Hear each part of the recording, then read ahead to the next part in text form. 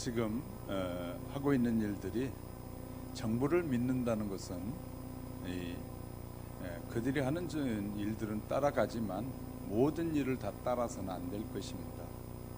그래서 저는 이 QR코드 문제 때문에 기도를 많이 하고 있었어요. 어떻게 해야 하고 제가 또 최근에 정부가 하고 있는 일들의 정보가 많이 들어와서 고민을 하고 있었는데 우리에게 보여주는 이런 내용들이 이제 소개하기가 쉬워서 저는 여러분들에게 보여드리는 겁니다. 그래서 저는 이렇게 지금 계획하고 있습니다. 금년까지는 여러분이 여러분의 이름으로 하나님 앞에 드린 모든 예배 헌금들을 정리하겠습니다. 그러나 내년부터는 이렇게 할 예정입니다. 여러분이 성경에 있는 사람들의 이름을 사용해서 가명으로 여러분이 헌금해 주셔야 돼요. 그래서 내년 올해까지 헌금한 것은 내년에 여러분들이 저기 필요한 것을 띄워달라고 서류는 해주겠지만 내년부터는 가명으로 하나님 앞에 드려주시기 바랍니다. 왜냐하면 정부는 여러분의 모든 인적사항을 교회에도 등록하라고 지금 만들고 있습니다. 법을 만들고 있어요. 그렇기 때문에 여러분의 정보를 넘겨주지 않으려면 목사가 어떻게 해야 될 것인가 고민을 하고 있는데 그 중에 하나가 여러분의 헌금을 여러분의 이름으로 낸 걸 다 기록하게 되면 그걸 그대로 이제 앞으로는 보고해야 되는 그런 상황으로 바뀌어져요. 그래서 저는 내년부터는 여러분의 헌금 봉투에 가명으로 여러분이 하고 싶은 대로 써서 헌금을 드리게 하고 여기에 이름을 교회에서는 올리지 않을 것입니다.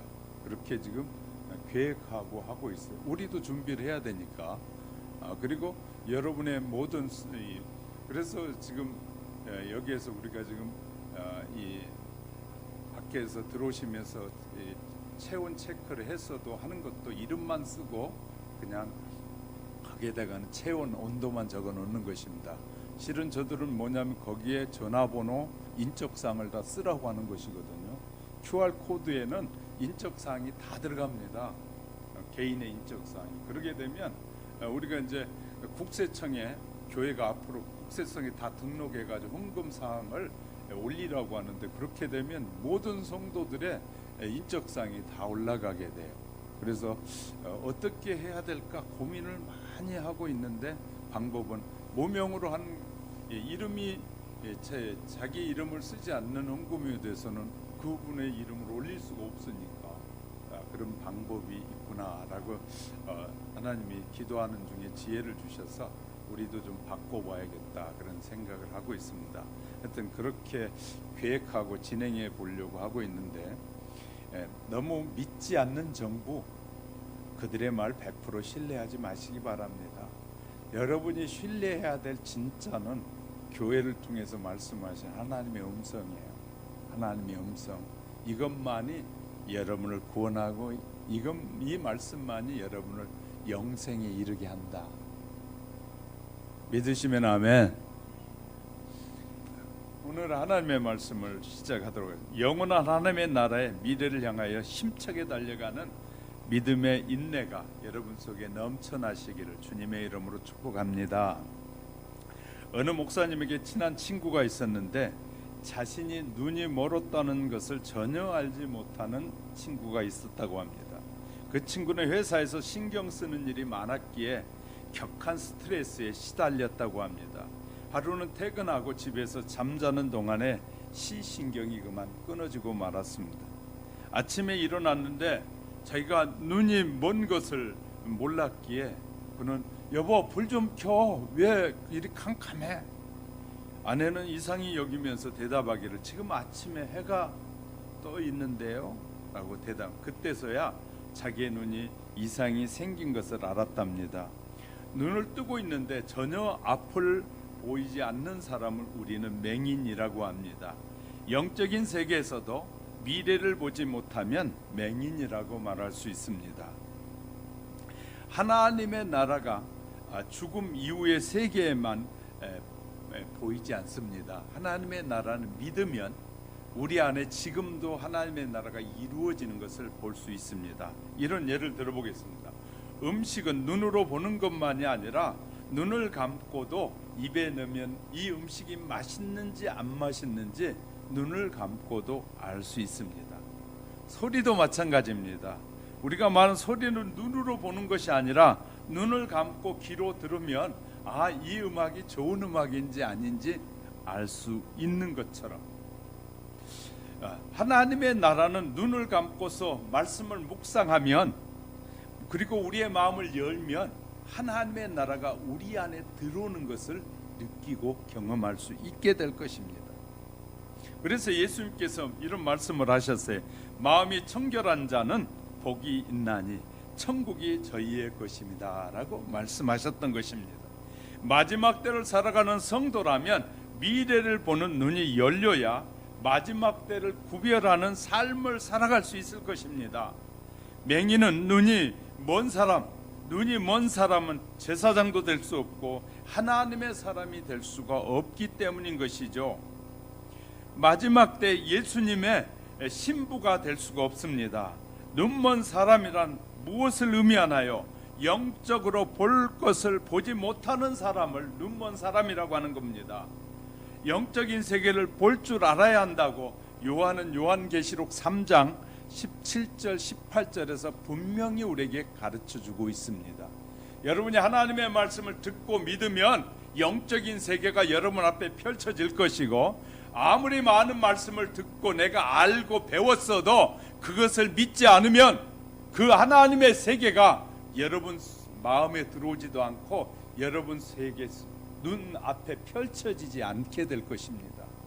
그러므로 우리는 믿음이 얼마나 중요한 것인가를 발견하게 될 것입니다. 본문은 하나님께서 인간을 위하여 준비하신 이 천지 창조의 세계가 인간의 불순종으로 인해서 변경하게 되는데, 하나님의 영광을 차지하고 싶었던 사탄의 계획에 의해서 하나님의 계획이 변경되기 시작했습니다. 사악한 계획을 주도했던 사탄과 그의 세력들은 최종적으로 결박당했고, 이어서 등장하게 될 아름답고 새로운 영원한 하나님의 나라가 우리에게 묘사돼서 설명되고 있는 것입니다. 자, 예수님께서 눈을 열어 주신 것은 이 영원한 나라의 미래에 대해서 우리에게 보여준 것이 앞으로 있을 나라만 아니라 지금 당장 이루어진다는 거예요. 그러니까 앞으로만 펼쳐질 나라가 아니라 그 영원한 나라는 지금 믿으면 우리 안에서 벌써 펼쳐지기 시작한다는 사실을 말씀해 주고 있습니다. 하나님께서는 그런 나라가 이루어질 것을 수많은 선지자와 예언자들과 이 영감을 받은 자들에게 하나님의 계획이 계속해서 알려지고 있습니다. 그리고 그 일을 이루기 위해서 메시아를 보낼 것도 누누이 말씀합니다. 내가 메시아를 통해서 세상을 어떻게 구원하실 것인가를 구체적으로 우리에게 계속해서 말씀해 오셨어요. 그래야 그리스도께서 이 세상에 오셔서 사람들이 생각할 수 없는 그 십자가의 죽음을 통해서 그 사탄의 세력을 부수게 됩니다. 예수님이 오셨을 때 십자가에서 죽음을 통하여 사탄의 세력을 물리칠 것을 아무도 알지 못했던 것이에요. 그런데 하나님의 계획이 그렇게 십자가를 통해서, 죽으심을 통해서 이 악한 마귀들의 권세를 무너뜨리는 놀라운 계획을 실행하셨던 것입니다. 이후에 하나님의 나라는 이제 많은 사람들 속에 펼쳐지기 시작했다라고 마태복음 13장 이 33절에 말하고 있습니다. 믿음으로 말미암아 수많은 사람들의 심령 속에 하나님의 나라가 이루어져 가고 있음을 우리에게 말씀해 주고 있는 것입니다. 그러면 우리는 본문을 단순한 미래사에 국한해서 볼 것이 아니라 현재 이 땅에서도 일어나고 있는 하나님의 섭리를 이해하는 것이 더 중요하다는 사실을 살펴보게 될 것입니다. 오늘은 본문에서 묘사하는 하나님의 나라가 의미하는 영원한 나라와 세상의 나라에 대해서 우리가 좀 바라보고 살펴볼 것이고, 그리고 그 나라에 들어간 성도들이 누리게 될 기쁨은 어떤 것이고, 믿지 않는 자들이 받을 심판이 무엇인지에 대해서 말씀하고 있는 것들을 함께 나누려고 합니다. 나누는 동안 하나님께서 저와 여러분에게 주시는 영원한 나라에 대한 비전이 뚜렷해져 가시기를 주님의 이름으로 축복합니다. 첫 번째 주제는 하나님의 나라와 세상 나라는 다르다는 것입니다. 하나님께서 성도들을 위해서 준비한 새로운 나라를 말하는데 본문 1절에 보면 또 내가 새 하늘과 새 땅을 보니 처음 하늘과 처음 땅이 없어졌고 라고 말하고 있어요. 요한은 둘째 사망이 끝난 세상에 전혀 새롭게 변화된 환상을 보았다. 다시 말해 지금 여러분 우리 눈 속에 보이는 이 세상이 멸망하는 것이고 그 멸망하고 새롭게 도래하는 하나님의 나라를 이 눈을 열어 하나님이 요한에게 보여주셨다. 계속해서 요한은 처음 하늘과 처음 땅이 사라지고라고 말합니다. 이 둘째 사망은 사탄과 그 세력들이 그리스도에 의해서 완전히 패망하는 것을 말하고 있는 것입니다. 그러므로 이 땅에서 이 철저하고 이 완전하게 주의 뜻이 실현되어진 영역은 결국 완전한 세상이다. 하나님의 뜻이 우리 안에 실현되어지는 그 세상이 완전한 세상이다. 하나님께서 다스리는 나라가 영원한 나라다. 비록 우리 주변에 하나님의 하늘과 땅이 창조 이후의 옛모습 그대로 유지되고 있다 하더라도 주님이 다스리는 사회, 주님이 다스린 정의가 실현되는 나라, 세상과 선을 이기는 국가는 바로 하늘과 새 땅에 속한 영역이라고 말할 수 있습니다. 지금 사람들은 자기가 이 땅의 주인이라고 그래요. 세상에 우리나라도 정치인들 그러잖아요. 모든 땅은 정부 땅이 돼야 되고 국가 땅이 돼야 되고 그 다음에 국민들은 그 위에다 빌려서 써라. 얼마나 웃기는지 몰라요. 그리고 우리가 필요로 하면 많이 가지고 있는 땅도 필요하다 내놔라 그러면 무조건 다 내놓으라는. 왜? 국가 공유제가 돼. 국가가 마음대로 땅도 하게. 우리에게서 얼마나 많은 자유를 빼앗아 가려고 하는지 몰라요. 그런 것이 좋다고 말할 수 있는 사람도 있을 거라고 생각해요. 그러나 그것은 하나님의 뜻과는 어긋나는 일이기 때문에 말씀을 드리는 거예요.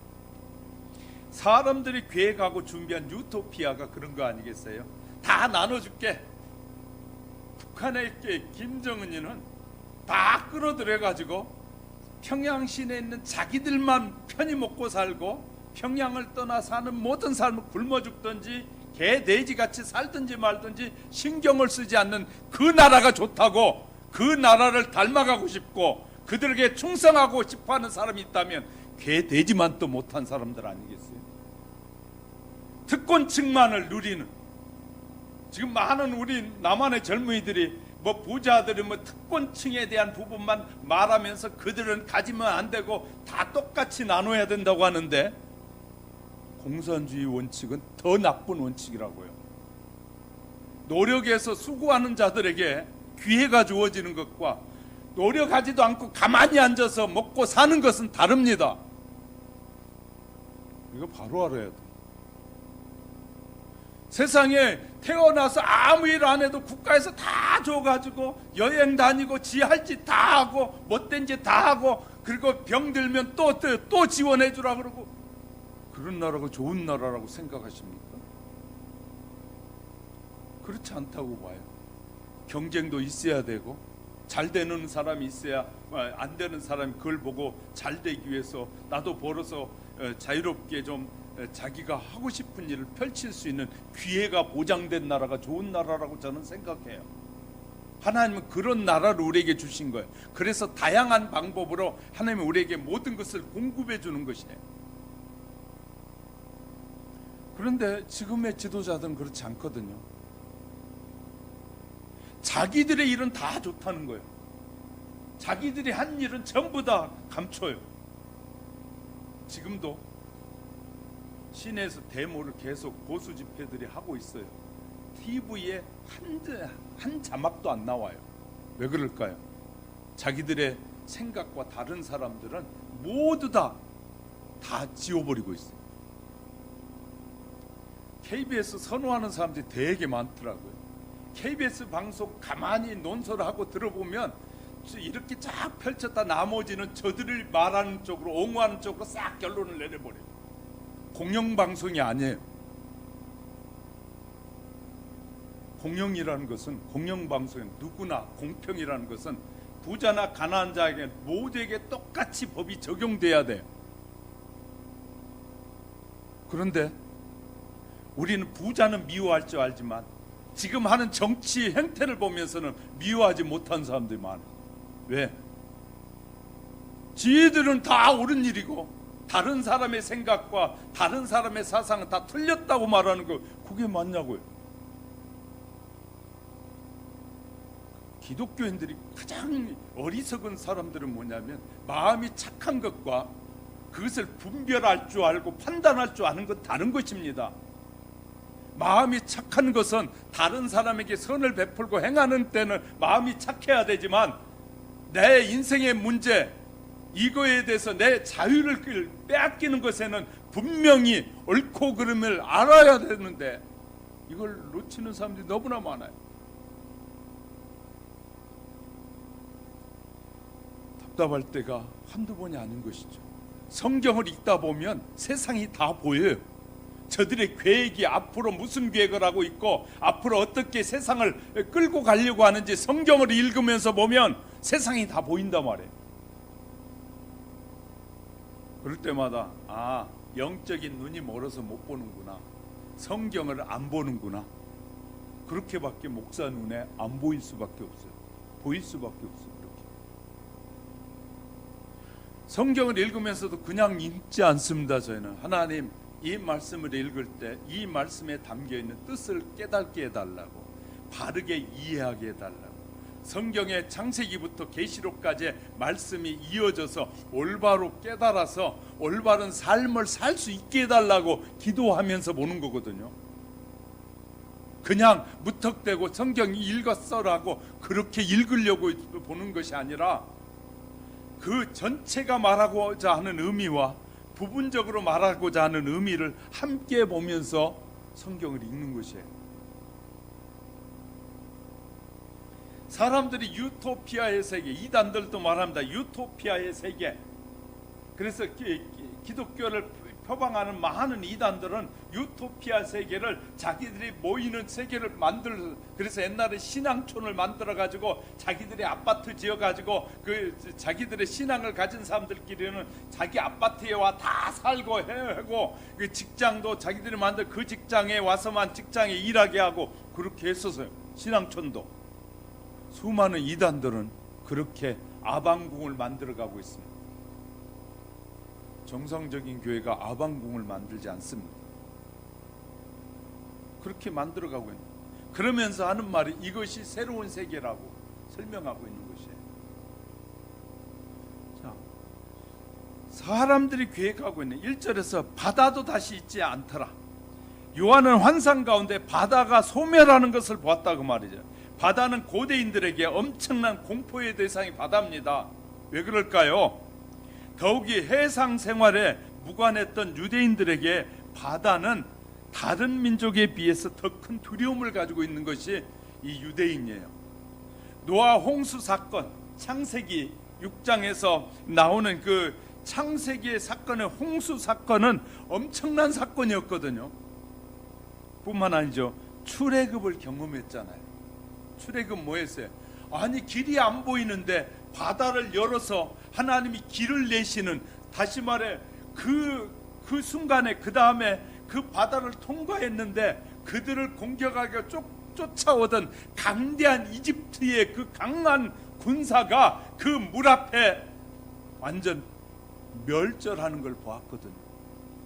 물의 두려움에 대해서 아는 것이 뿐만 아니죠, 요나의 경험을 통해서도 유대인 중에 상당한 이 지위를 가지고 있던 요나가 결국은 뭐였어요? 물속에 빠져든 하나님의 뜻을 거역했다가 물에 빠져서 결국 고기 뱃속에서 이 토홍에 자백하고 나서 회개할 때 하나 물고기가 토해내게 하시면서 바다는 유대인들에게 두려움 중에 하나인 것이에요. 그런데 바다가 다시 있지 않다라는 말은 무슨 희망을 주는 것이에요. 무슨 말인지 이해가 되셨어요?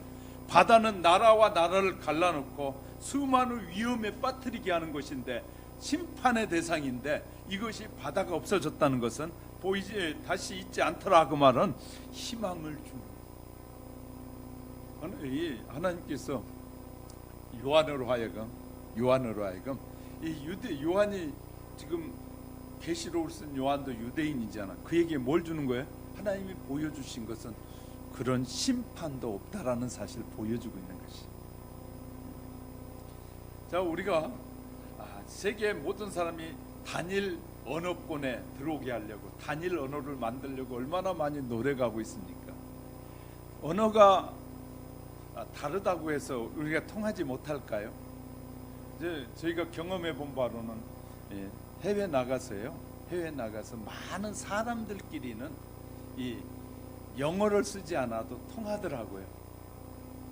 목이 마르다고 이렇게 손짓 발짓 하면 다 물 줄 줄 알고, 배고프다고 하면 밥 줄 줄 알고, 잠자야 된다고 하면 잠자리도 다 소개해주고, 언어가 꼭 하나야 돼야만이 되는 건 아니더라고요. 그러니까 많은 사람이 해외에 못 나가는 이유 중에 하나가 언어예요. 언어 때문에 그러거든요. 나가서 혹시 잊어버리면 어떻게 할까? 근데 요새는 굉장히 자유로워졌잖아요. 가서 그냥 표현만 하면 돼요. 그거 아니라고 욕을 하고 해요. 그러니까 정 답답한 사람은 식당에 들어가서도 뭐 먹을 거냐고 이 메뉴판 가지고 오잖아요. 그 손가락으로 요거 달라 그러면 돼. 그러면 배 골치 않고 다 사 먹게 돼. 저기 값이 얼마인지 잘 모르면 달러 꺼내 가지고요 하면 그 사람이 알아서 다 해줘.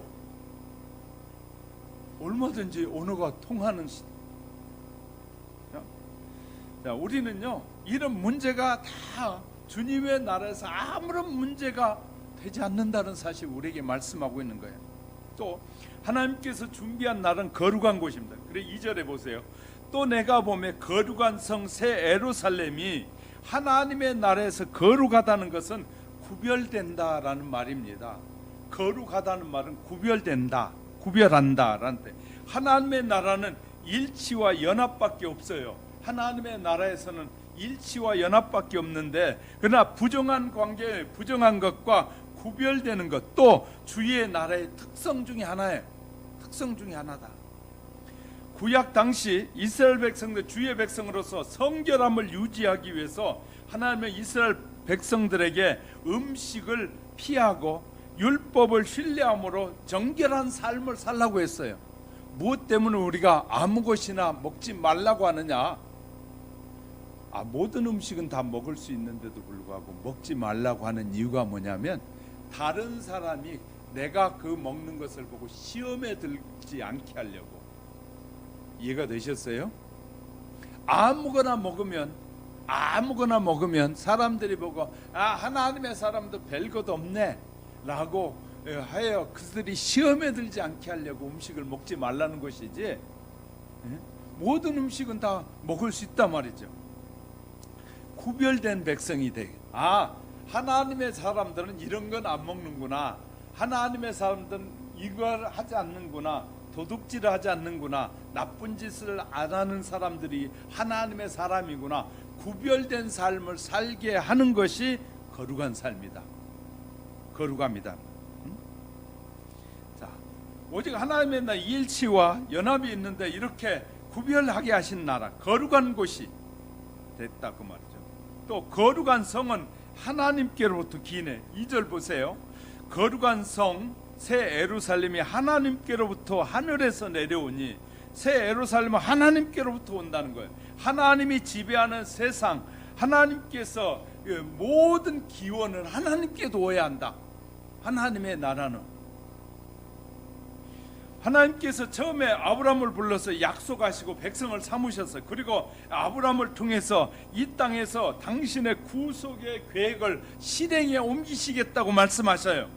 예수 그리스도는 이런 맥락에서 하나님의 계획을 펼치시기 위해서 이 땅에 오신 분이시에요. 예수님은. 그러므로 하나님으로부터 출발하지 않는 모든 것은 하나님의 나라에 적합하지 않는 것이에요. 하나님의 나라에 적합하지 않는 것입니다. 아무리 사람들이 보기엔 생각이 새로운 사상이고 새로운 생각이라고 할지라도 그것이 하나님으로부터 나오지 않는 것이라면 그것은 합당한 것이 아니라고 말. 그러므로 우리는 우리의 생각이 아무리 좋아도 그 생각이 하나님의 말씀에 부합되지 않는다면 그것은 좋은 생각이 아니다. 그렇게 마음을 먹고 믿는 것이 하나님의 자녀라고 말. 모든 것의 기원은 하나님으로부터 시작되고 있다는 사실을 믿음에서부터 출발해야 된다. 또 사람을 위해서 준비한 아름다운 나라였습니다. 2절에 그 예비한 것이 신부가 남편을 위하여 단장한 것 같더라. 신부가 누구를 위해서 단장해요? 자기를 위해서 한 것이 아니라 남편을 위해서 신부가 단장한 것처럼 하나님이 우리를 위해서 아름답게 단장을 해서 천국을 준비해 놓으셨더라. 그러니까 하나님이 그러면 신부냐? 참 그런 착각을 하는 사람들이 많더라고요. 이 비유를 통해서 하나님이 우리를 그렇게 사랑하신다고 우리를 그렇게 원하신다는 사실을 알려주려고 하는데 이제 이 비유를 사용하는 것은 그런데 이렇게 말하는 사람들이 있어요. 그럼 하나님 우리는 남편이고 하나님이 신부인가 보네. 하나님이 다 이렇게 해오니까 그렇게 해석을 하는 사람이 있는가 하면 정말 어리석게 해석하는 것이죠. 요한은 이런 말로 요한은 그가 표현할 수 없는 것이 너무 많기 때문에 표현할 수 없어서 때로는 온갖 보석으로 하나님의 나라를 비유하여 설명할 때가 있어요. 21장에 조금 뒤에 넘어가 보면 하나님의 나라는 가시적인 아름다움뿐만 아니라 불가시적인 이 기쁨과 행복으로 가득 찬 나라가 바로 하나님의 나라다 그 말이죠. 가진 것이 없어도 이웃과 함께 나누고 고통받는 자들을 위로하고 형제의 슬픔을 함께 나누고 기쁨도 함께 나누는 아름다운 사회, 바로 이 사회야말로 하나님이 준비한 나라다. 하나님이 준비한 나라. 모든 것을 완벽하게 설계하신 하나님은 사단의 무리가 이제는 접근할 수 없는 영원한 나라를 준비하셨다. 그리고 그 나라에서 영원토록 동행하시겠다고 약속하신 것을 믿고 출발하는 지혜가 저와 여러분 속에 늘 있기를 주님의 이름 축복합니다. 두 번째는 영원한 나라는 슬픔과 고통이 없는 나라다. 우리가 살아가는 온갖 세상은 모순과 이 질곡이 가득한 채 살아가고 있는 것이에요. 얼마나 모순된 삶을 사는지 몰라요. 앞에 나와서 방송에 나와서 공정을 말하면서 하는 일은 공정을 하지 않고 자기들에게 유익만을 위해서 일하잖아요.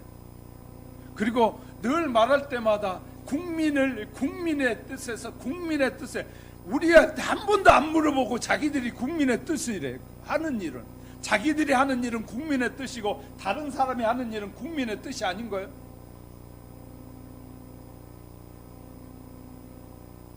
대도시로 옮기고 하는 것도 국민의 뜻보다는 자기들끼리 모여서 하자는 거예요. 국민의 뜻이라고 말하고 국민이 원한다고 말하면서 여론조사는 자기들이 하기 쉬운 여론조사 다 해가지고 이것이 여론조사 국민의 뜻이라고요. 객관적이지 않는 것이 주관적인 여론조사를 해가지고 그것을 객관화한 것처럼 꾸미는 아주 겉모술수가 고단위의 사람들, 그들의 정치의 행태, 그리스도인들도 빠져들어간다니까요. 너무나 고단수의 그 유혹 앞에 우리는 어떤 일이든지 발표를 할 때 발표하면 그것을 살펴봐요. 저것이 저런 걸 발표하면 정책이 나오면 어떤 나쁜 일이 있을까, 좋은 일이 있을까, 앞으로 펼쳐지는 사람들의 유익이 될까, 유익이 되지 않을까. 땜빵식 정책들이 나오니까 계속해서 바꾸잖아요. 계속해서 바꾸는 거예요. 왜? 연구도 안 하고 미칠 영향도 전혀 생각하지 않고 그냥 될 것 같이 말하는 거예요. 그래도 안 되면 말고 되면 되고 안 되면 말고, 정말 사람들 믿을 수 없는 그런 모습을 볼 때 목사는 얼마나 속이 아픈지 몰라요. 그리고 그 말에 현혹돼 따라가는 그 하나님의 사람들을 볼 때마다 가슴이 아픈 거예요. 온갖 곤모술수를 다 동원해가지고 사람들을 유혹하고, 돈 조금 주고 지금 얼마나 많은 세금을 내야 하는 줄 알아요? 돈 없는 사람이 받은 사람은 좋을란지 모르지만, 근데 그 나라에서 준 돈도 11조 안 한 사람들 많다고 그러더라고요. 11조 안 하고 그냥 다 먹어버렸다고. 그래서 어떤 교회는 국가에서 준 돈에 11조를 내가지고 어려운 어떤 일들을 하자 그래서 그렇게 하는 교회들도 있었더라고요. 하여튼 우리는 기억해야 돼요. 하여튼 각가지 지금 세금이 얼마나 많이 올랐는지 몰라요. 집 한 채 가지고 사는 사람이 평생 살았으면 그곳에 살아야 되는데 그곳에 살 수 없게 만들고 있어요. 그러면 이제 60, 70이 돼가지고 남의 동네 자기가 살던 집 팔아가지고 세금 내려면 다른 데로 이사해 가야 되는데, 그 이사 가서 전혀 모르는 사람들하고 나이 들어가지고 사는 게 어려운 것이거든요. 그러니까 한 채 가진 사람들에게는 세금이 거의 면제돼야죠. 그래서 자기가 사는 동안에 어렵게 수고해서 집 마련하지, 수고 안 하고 마련한 사람들은 아주 나쁜 사람들이고, 대부분의 국민은 다 열심히 일하고 수고하고 어떻게 해서 마련하는 것이지 그냥 막 마련하지 않는 것이거든요. 그러면 너무너무 답답한 거예요. 예를 들어 이 정상적이지 않는 방법으로 많이 본 사람들에게는 많이 내야 마땅하겠죠. 그러나 수고하여 애쓴 사람들에게는 한계가 있어야 된다는 거예요. 어느 날 보니까 신문에 우리나라가 이 G7 국가 중에서 우리나라가 세금이 가장 많아졌다는 거지. 그런데도 계속해서 올리겠다고 하잖아요. 그럼 결국은 누굴 죽이는 거냐? 국민을 위한 정책이 아니라 국민을 죽이는 정책을 하고 있는 거거든요. 쓸 돈 없으면 어떻게 될까요? 나중에는 결국 뭐냐면 집도 내놓고 땅도 내놔라고 말이에요. 어디에다? 국가에다. 너희들 가질 필요가 없다는 거예요. 그러면 국가에 내놓으면 그게 누구 거냐? 지 권력을 가진 자들이 마음껏 누리겠다는 말이거든요. 심각한 일들이 전개되는데 모르겠어요. 그러니 하나님의 심판이 계속되겠구나라는 생각을 할 수밖에 없게 되는 거예요. 하나님의 장막을 생각해 볼 수 있는데, 믿음으로 산다는 성도 중에서 하늘나라, 하늘의 장막은 어디엔가 하나님의 나라가 있을 것이라고 생각하는 이가 있습니다. 그러나 본문에 비추어 보면 이 같은 생각이 분명히 오류가 발생하는 겁니다. 하나님의 나라는 추상화처럼 막연히 신기루가 아니라 그 말이에요. 하나님의 나라에는 장차 이루어질 구체적인 실제입니다. 그리고 하나님은 죄악으로 오염된 처음 하늘과 처음 땅을 완전히 심판하시고 새 하늘과 새 땅을 조성하셔서 이 땅 위에 하나님의 뜻이 이루어질 것이라고 말해요. 예수님은 마태복음 6장 10절을 보니까 나라가 임하옵시며 뜻이 하늘에서 이룬 것 같이 땅에서도 이루어지이다 이렇게 말하고 있어요. 기도하도록, 그래서 그렇게 기도하라고 예수님이 우리에게 가르쳐 준 것이 바로 땅에 새로운 땅이 이루어진다는 걸 우리에게 말하고 있는 것이거든요. 2절에 거룩한 성 예루살렘이 하늘로부터 하나님께로부터 하늘에서 내려오니, 3절에서 보면 하나님의 장막 사람들과 함께 있음에 하나님이 너희와 함께 가시라, 이 말씀도 마찬가지입니다. 3절의 말씀은 하나님께서 이 세상을 당신의 거처로 삼으신 말씀을 거처로 삼으신다는 말씀으로 우리가 이해되어지는데, 장막이란 본래 하나님이 거하신 지성소예요. 장막이란, 성경에서 말한 장막은 하나님이 계시는 지성소다.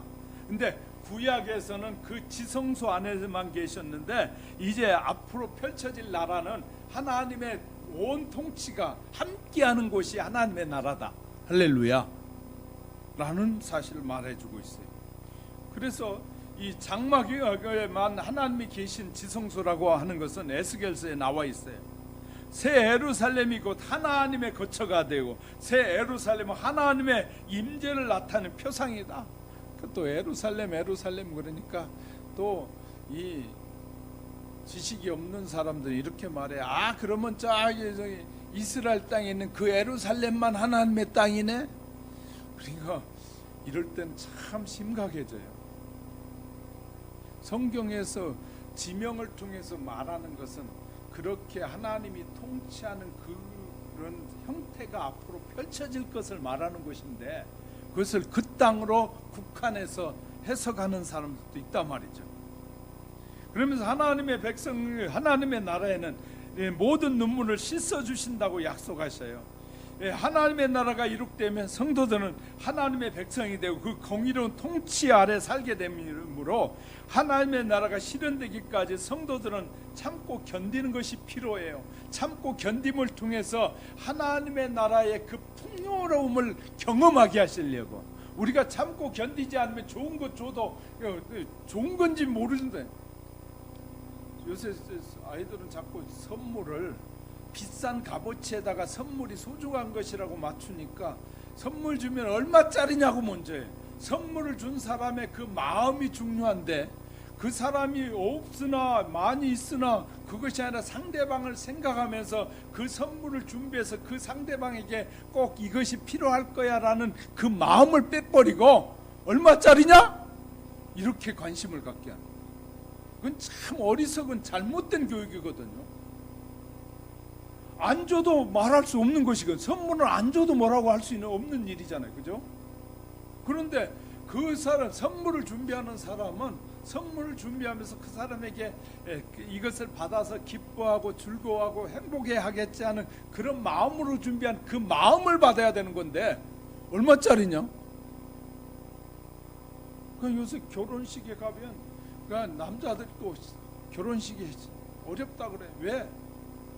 그냥 금은 보화를 사야 되고 다이아몬드 금값이 얼마나 비싸졌는지 한 돈에 지금 35만 원, 40만 원씩 가니까 요새는 장가 가기도 힘들대.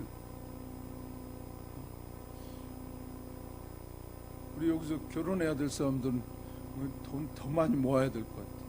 어떻게 된 게 얼마나 비싸졌는지 몰라. 이렇게 세상이 변질돼 가고 있다고 말이야. 마음이 빠져버리고 그것에 기준을 두는, 물질에다 기준을 두는, 가격에다 기준을 두는 그런 사회로 바뀌어가고 있는데 하나님의 나라에서는 그게 아니라고 말이에요. 본문에서 하나님 성도들에게 사절에 너희 모든 눈물을 그 눈에서 닦아주시니 라고 하니, 이 모든 고난과 상처를 치유하시는 모습을 우리에게 보여주는 거예요. 하나님은 우리가 지금 당하는 이 어려움들을 치유해서 영원토록 즐겁게 살게 하시려고 우리를 부르셨다는 거예요. 그러니까 지금의 우리가 육체의 몸을, 죄악된 세상을 살아가는 동안에 육체의 몸을 가지고 사는 동안에 당하는 수많은 고통과 어려움들을 다 치유하셔서 정말 그 하나님이 치유하신 그 치유를 경험한 사람들은 영원토록 하나님을 찬양할 수밖에 없는 그런 기쁨을 주시려고 하나님이 준비한 나라가 새 예루살렘이다. 할렐루야. 그러니 얼마나 이 성경을 우리가 바르게 이해하면 얼마나 큰 힘이 되는지 몰라요. 지금 못 살아도 걱정할 필요 없어요. 지금 잘 살아도 걱정할 필요 없어요. 그 하나님의 나라는 우리가 생각하는 것과 전혀 차원이 다른 그런 세계가 앞으로 펼쳐지게 될 것이니까.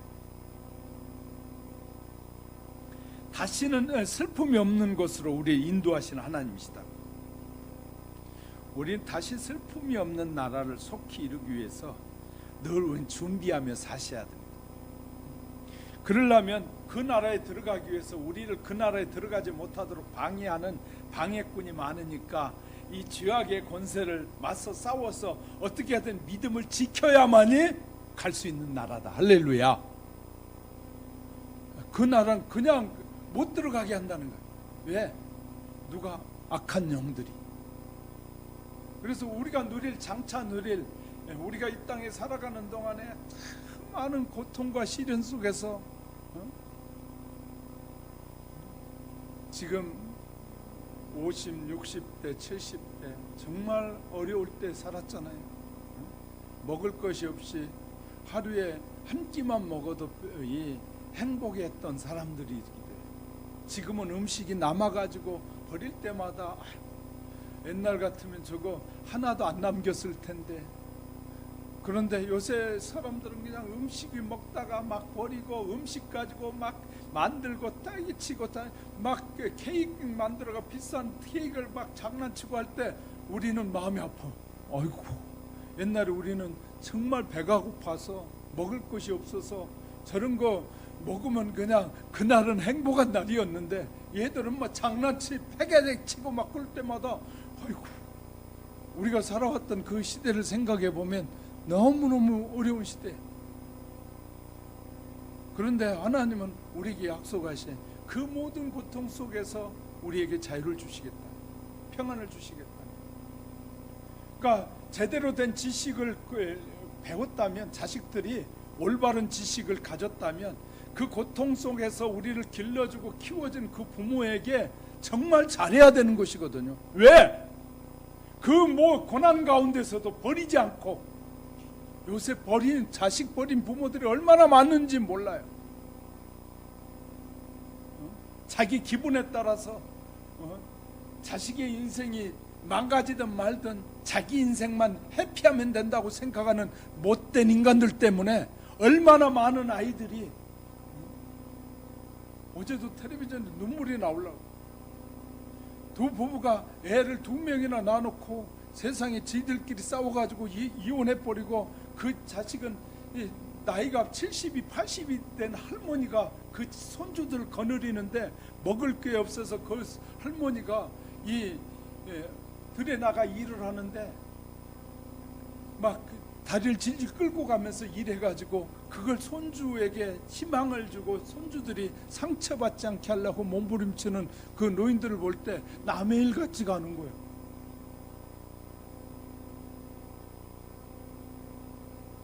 우리가 잘 알아야 됩니다. 우리의 잘못된 선택이, 잘못된 판단들이 얼마나 많은 사람에게 상처를 주고 아픔을 주는지. 많이 배우고 더 배웠으면 어떻게 해야 돼요? 그렇게 어려운 가운데서도 살아온 사람들을 격려하고 그들을 이해하고 그들에게 베풀어야 되는데, 우리가 못된 사람이라고 말하는 것은 과거를 잃어버리고 자기밖에 모르는 인간들을 다 나쁜 놈이라고 말하는 것이거든요. 윤리나 도덕적으로. 과거의 그런 고통 속에서 다 버리지 않고 그 싸매고 붙잡고 성장시켜준 그 부모의, 그래서 지식을 갖게 하고 했으니 나도 이제 그렇게 살아야 되지 않느냐 말이죠. 근데 수많은 요새 자녀들은 그 부모도 다 버려버리고 필요 없다 그러고 돈 준다 그러면 다 몰려온대, 자식들이. 그런데 돈 없다 그러면 다 부모도 내버린대, 찾아도 오지 않는다는 거예요. 그런 시대에 우리가 살고 얼마나 심각한지 몰라요. 그러면서 다른 말을 하면 얼마나 어이가 없겠습니까? 어른들이 볼 때는 뻔히 알면서도 그래 하고 모른 체 할 뿐이지만, 그러니까 저는 목사니까 말하는 거지 뭐. 제가 목사가 아니면 저도 모른 척하고 그냥 살지 모르는데, 목사니까 가르쳐야 되니까 바르게 가르쳐. 여러분에게 내가 이렇게 신랄하게 말하는 것은 바르게 교훈하려고 하는 것이에요. 신랄하게 말하는 것을 듣고 배워서 바르게 살라고 말하는 것이지, 나도 그런 삶을 살아왔고 배워왔으니까 봐왔고 끈이를 굶어가면서도 해서 저도 저희 부모님 끝까지 마지막 순간까지 버리지 않고 그 부모님 최선을 다해 섬기려고 노력했다고 말해요. 나도. 그러니 할 말이 있는 거잖아요. 우리가 정말 중요한 삶을 놓치고 살 때가 얼마나 많은지 몰라요. 사랑하는 성도 여러분, 믿음의 선한 싸움을 끝까지 잘 싸우는 여러분이 되시길 주의 이름으로 축복합니다. 세 번째, 영원한 나라는 승자와 패자로 나누어진다는 것입니다. 영원한 나라에 들어가는 사람은 승자고 영원한 나라에 들어가지 못한 자는 패자가 된다, 그 말이에요. 본문의 기록 성경 전체 중에서 유일하게 하나님께서 직접 말씀하셔요. 그 내용을 보면 새 창조에 대한 선언과 끝까지 믿음을 지키고 이긴 자에 대한 축복이 기록되어 있고, 또 악한 자들에게 하나님이 어떻게 심판하시는지를 쓰고 있는 것이에요. 믿음의 승자를 축복하신다. 새 하늘과 새 땅을 거함을 보면서 바울은 고린도 후서 5장 10절, 그러므로 누구든지 그리스도 안에 있으면 새로운 피조물이 돼서 이전 것은 다 지나갔으니 새로 보라 새 것이 되었도다라고 말합니다. 예수님께서도 누가복음 5장 38절에 새 포도주는 새 푸대에 넣어야 할 것이라고 하십니다. 따라서 거듭난 성도들이 거할 곳은 죄로 어이없는 이 땅과 하늘이 아니라는 것이에요. 거듭난 성도들이 처소는 하나님께서 준비하신 새 하늘과 새 땅이라고 우리에게 가르쳐주고 있는 거예요. 오염된 이 세상이 아니고 하나님이 말씀으로만 말씀하시면 새롭게 창조되어질 세상, 그 땅에 우리를 살게 하시겠다고 약속하고 있는 것이에요. 자, 그러면서 이 6절에 보면 나는 알파요 오메가요 처음과 나중이라 내가 생명수 샘물로 목마른 자에게 값없이 주리라. 생명수를 먹으면서 영원토록 살게 하시겠다는 거예요. 알파와 오메가 되신다는 말은 첫 글자요 마지막에 시작과 끝이신 하나님께서 말씀하신다는 거예요. 내가 믿음을 끝까지 지키는 자는 내가 승자로서 영원토록 그 삶을 누리게 해주시겠다는 거예요. 그러면서 하신 말씀이 7절에 이기는 자는 이것들을 유업으로 얻으리니, 자, 나는 저의 하나님이 되고 그는 내 아들이라. 믿음을 이겨야 돼. 믿음을 지켜야 된다는 거예요. 성경 이 계시록을 통해서 우리에게 말하는 것은 하나님이 우리에게 주신 그 약속의 믿음을 지키고 그 믿음으로 승리하는 자가 들어가는 것이지, 지키지 않고 믿습니다 아멘 그랬다고 들어가는 것이 아니라 말이에요. 그런 과정을 통하여 변함없는 믿음의 사람이 되게 하시는 하나님, 할렐루야. 믿습니다, 그 예수님을 믿습니다라고 고백하면서 내가 인내하고 견디면서 주의 약속을 따라 결국 믿음을 지켜야만이 결국은 들어갈 수 있는 나라가 하나님의 나라다, 영원한 나라다. 자, 말씀에 불순종하는 자들이 어디 나올까요? 자, 8절에 보세요.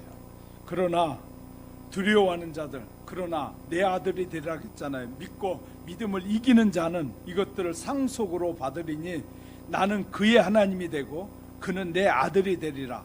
그리고 나서 8절에 그러나 심판할 자가 있다는 거예요. 심판할 자들이 있다. 그러나 두려워하는 자들과, 왜? 하나님을 두려워. 왜? 믿음으로 안 살았으니까, 패배했으니까 얼마나 하나님이 두렵겠어요. 두려워하는 자들과 믿지 아니하는 자들, 흉악한 자들과 살인자들과 음행하는 자들과 이 점술가들과 우상 숭배자들과 거짓말하는 자들은 불과 유황으로 타는 못에 던져지니 이것이 둘째 사망이다. 둘째 사망에 들어가요.